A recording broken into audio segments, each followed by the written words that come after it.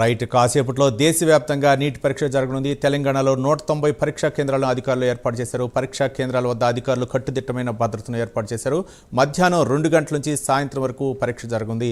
పూర్తి సమాచారం మా కరస్పాండెంట్ నాగేంద్ర లైవ్ ద్వారా అందిస్తారు. నాగేంద్ర.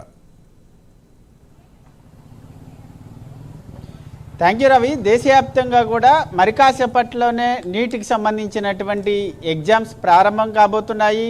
ఇప్పటికే ఒకవైపు తెలంగాణ రాష్ట్రంలో నీట్ ఎగ్జామ్స్ జరిగేటటువంటి అన్ని పరీక్షా కేంద్రాల వద్ద కూడా పటిష్ట భద్రత, 3 అంచెల భద్రత నడుమ ఎగ్జామ్స్ని నిర్వహించేందుకు ఇప్పటికే అన్ని ఏర్పాట్లను కూడా చేసినటువంటి పరిస్థితి ఉంది. ఉదయం నుంచి కూడా మనం లైవ్ కవరేజ్ ఇస్తూ వస్తున్నాం. ప్రస్తుతం ఎక్కడ ప్రతి సెంటర్లో ఉన్నటువంటి వాస్తవ పరిస్థితులన్నింటిని కూడా మనం చెప్తూ వస్తున్నాం. ప్రస్తుతం మనం జేఎన్టీ వద్ద ఉన్నాం. జేఎన్టీలో దాదాపు 4 సెంటర్లను ఏర్పాటు చేయడం జరిగింది. 4 సెంటర్లలో కూడా విద్యార్థులంతా కూడా మరి కాసేపట్లోనే ఎగ్జామ్స్ రాయబోతున్నారు. 149 కేంద్రాల్లో దాదాపు ఒక్క తెలంగాణ రాష్ట్రం నుంచే 72,500 మందికి పైగా కూడా ఎగ్జామ్స్ రాయబోతున్నటువంటి పరిస్థితి. ప్రస్తుతం ప్రతి ఒక్కరు కూడా ఈ ఎగ్జామ్ రాసేందుకు ఉదయం నుంచే వారంతా కూడా తమకు కేటాయించినటువంటి పరీక్షా కేంద్రాలకి చేరుకోవడం జరిగింది. ఇప్పటికే ఒకవైపు ఉదయం 11 గంటల నుంచి 1:30 వరకు కూడా విద్యార్థులందరినీ కూడా ఎలవ్ చేస్తున్నటువంటి నేపథ్యంలో ప్రస్తుతం